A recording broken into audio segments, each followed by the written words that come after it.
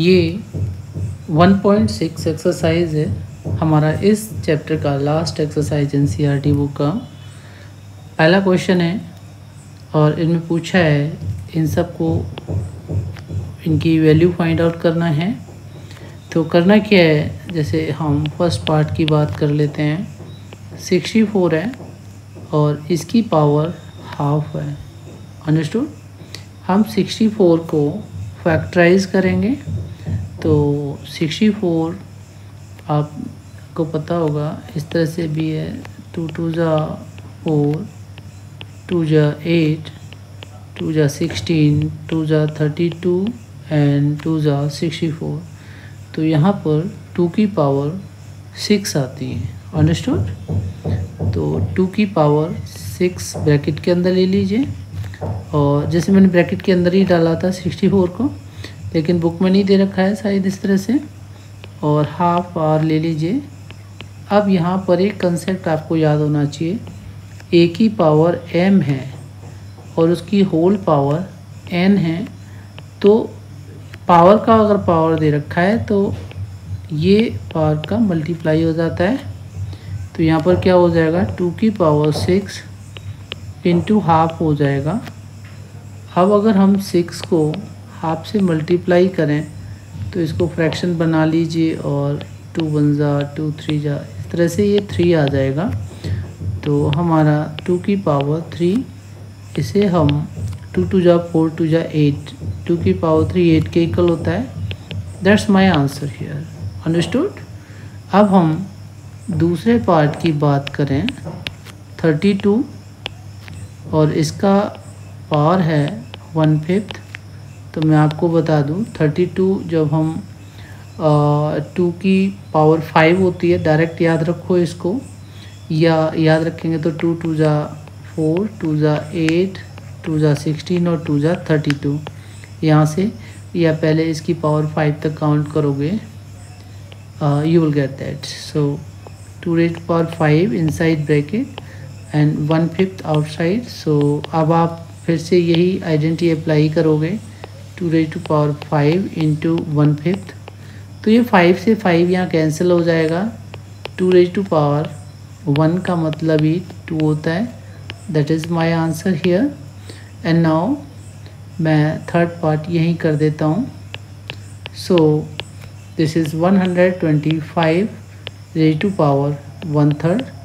I am telling you that कि ये जो 5 का पावर 3 होता है, 5 5 या 25, और फिर एक बार और 5 से आप मल्टीप्लाई कर लीजिए उसको, तो 125 हो जाता है, ये 1/3। और फिर से आप इसी आइडेंटिटी को अप्लाई करेंगे यहाँ पर, तो 5 raised to power 3 इंटू 1/3, और ये 3 से 3 1/1 हो जाएगा। Then it will be what, 5 raised to power 1, और we can say it is 5, sorry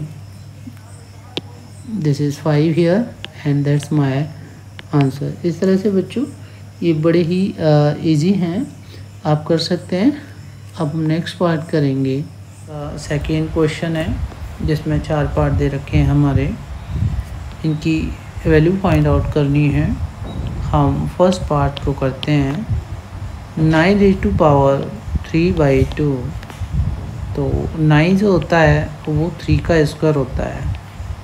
जैसे पिछले क्वेश्चन में किया था उसी तरह से करना है, ये 3/2। नेक्स्ट पार्ट आइडेंटिटी याद रखेंगे, a raised to power m whole power is n, तो it becomes a raised to power m into n। Please follow this identity here. So it becomes 3 square into 3/2, जिसमें ये 2 से 2 1/1 हो जाएगा। It becomes 3 raised to power 3। Then 3 raised to power 3 कितना होता है, 3 3 जा 9, 3 जा 27। That is my answer. Understood. अब मैं सेकंड की बात करता हूँ। So second is 32 raised to power 2/5। So 32 is what, 2 raised to power 5 याद रखेंगे इसको, और ये 2/5 हियर। फिर से वही identity, a raised to power m in and the whole power, sorry, and the whole power is n। it becomes a to power m into n. So 2 raised to power 5 into 2 by 5, it becomes what, 1 by 1 यहाँ भी आ जाएगा. So 2 raised to power 2, it becomes 4. That is my answer. Now third part. So what is that? 16 raised to power 3 by 4 and 2 to the 4, 4 to the 8 to the 16 power 4, it becomes 2 raised to power 4 into 3/4, and then again same identity to a raised to power m the whole power n, it goes to a raised to power m into n. So 2 raised to power 4 into 3/4, power में ये है तो power में 1 by 1 इधर हो गया, तो ये कितना हो जाएगा, 2 raised to power 3 हो जाएगा और 2 to the 4 to the 8 हमारा आंसर आ जाता है. अंडरस्टूड. अब हमारा लास्ट पार्ट है इसका फोर्थ, जो 125 की पावर कितनी है, -1/3 है. बच्चों इसको समझ लीजिएगा. तो ये 5 की पावर 3 होती है ब्रैकेट के अंदर और -1/3. आइडेंटिटी सेम ही है आपकी, a to power m whole power n becomes a to power m into n. So 5 की पावर 5, this is 3 इंटू -1/3. तो आपको पता है कि 3 इंटू -1/3 हो तो ये -3 इंटू 1/3 भी लिख सकते हैं, जो 1:1 आ जाएगा. It means -1. सो 5 की पावर -1 आएगी. अब ये जो 5 की पावर -1 होती है, यहाँ पर एक आइडेंटिटी याद रखनी है आपको कि अगर a की पावर -1 है तो it can be return 1/a. Understood. So we can write this 1/5. That is my final answer of fourth part. Understood? इस तरह से हम लोग इसे कर सकते हैं. और यहाँ पर है ना, इसको a की पावर माइनस, जैसे मैंने ये 1 ले लिया था, इसको मैं m लूँगा तो 1/a raised to power m, it will be positive, है ना. ये ऐसे लिखो या ऐसे लिखो, कैसे भी इन आइडेंटिटीज़ को दे सकते हैं आप. सो आई थिंक ये पार्ट सारे जो हैं क्लियर हो गए होंगे सेकंड क्वेश्चन के. अब हम नेक्स्ट थर्ड क्वेश्चन करेंगे. बच्चों क्वेश्चन नंबर 3 है एक्सरसाइज 1.6 का. इसमें सिंप्लीफाई करना है. हम फर्स्ट पार्ट को करते हैं, साथ साथ में इसकी प्रॉपर्टीज़ जो भी होती हैं वो समझाता जाऊंगा. जैसे 2 raised to power 2/3 है और 2 raised to power जैसे 2/3 एंड 2 raised to power 1/5 है. तो एक आइडेंटिटी है, उसे याद रखना है आपने. a raised to power m और सेम बेस है a raised to power n. तो आपका a raised to power, ये जो पावर होती है ना इसकी ऐड हो जाती हैं. बेस सेम है, पावर डिफर है, तो पावर ऐड हो जाती है इनटू वाले केस में. इसका क्या हो जाएगा, 2 की होल पावर जो होगी वो 2/3 और प्लस 1/5 हो जाएगी. अब हमें जो काम करना है 2/3 प्लस 1/5 के लिए करना है. इसका LCM 15 हुआ, 3 5 5 2 10, 5 3 3 1 3. This is 13/15. अंडरस्टूड. तो ये मेरा 2 raised to power 13/15 हो जाएगा. That is my answer. अब हम सेकंड पार्ट की बात करते हैं. ये मैं बॉक्स में बंद कर देता हूँ फर्स्ट पार्ट आपका. इसी तरह से हम सेकंड पार्ट करेंगे. सेकंड पार्ट है आपका 1/3 raised to power 3 and whole power 7.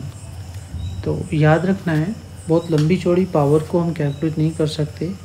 जैसे 3 का पावर 7 है और फिर उसमें 3 का पावर 21 है. क्या इतना 3 का पावर 21 वो निकालते रहेंगे? नहीं, इतना कैलकुलेट नहीं करना होता. तो इसमें ध्यान रखना है आपने. देखो, हमने पिछली बार एक आइडेंटिटी आपको बताई थी आप इसे समझ सकते हैं कि अगर मैं 1/a⁻m लेता हूँ, I can write it a⁻−m। ठीक है ना, ये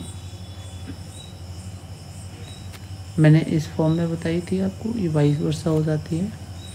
तो यहाँ पर इसको मैं 3⁻³ लिख सकता हूँ और उसकी होल पावर 7 है। अब यहाँ पर कौन सी आइडेंटिटी अप्लाई करोगे, a⁻m और उसकी होल पावर n, तो a⁻m इंटू n कर लोगे। यहाँ पर ये प्रॉपर्टी यूज़ करोगे तो 3⁻³ इंटू 7 हो जाएगा, जो आपका 3⁻21 हो जाएगा। अंडरस्टूड। और फर्दर ये 1/3⁻21 ही आ जाएगी। That is my answer.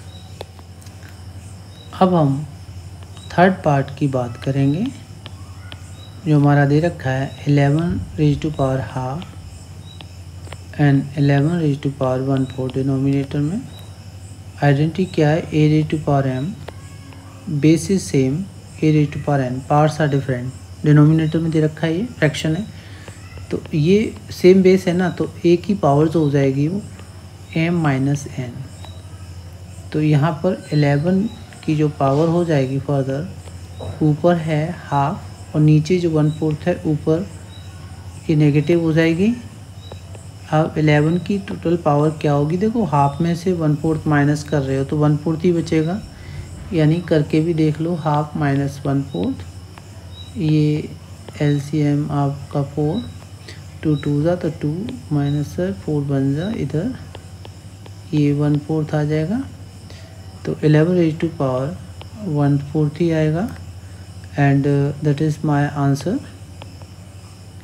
हम लास्ट पार्ट की बात करेंगे। इसके लास्ट पार्ट इज 7⁻½ एंड 8⁻½ दे रखा है। तो a⁻m एंड बेस डिफरेंट है, यहाँ पर b⁻m, पावर सेम है mm, लेकिन ये बेस a है, ये b है। इस केस में जो a इंटू b हो जाता है, बेस का मल्टीप्लाई कर लेते हैं और पावर को एक बार रख देते हैं। तो यहाँ पर 7 इंटू 8 हो जाएगा हमारा ब्रैकेट के अंदर और हाफ पावर हो जाएगी। अब ये हमारा 56 हो जाएगा, 7 8 जा, एंड इसकी पावर हो जाएगी हाफ। अंडरस्टूड। वैसे भी 56 is not a perfect square number, so इसका स्क्वायर रूट नहीं निकाल सकते and that will be my answer. बच्चों ये हमारे 4 पार्ट इसके क्लियर हो गए हैं। अब हम आगे जितने भी चैप्टर्स कर रहे हैं वो ढंग से करेंगे। इसके बाद मेरा जो है NCERT एग्जाम्पलर क्लास 9th का नंबर सिस्टम का मैं अपलोड करूँगा।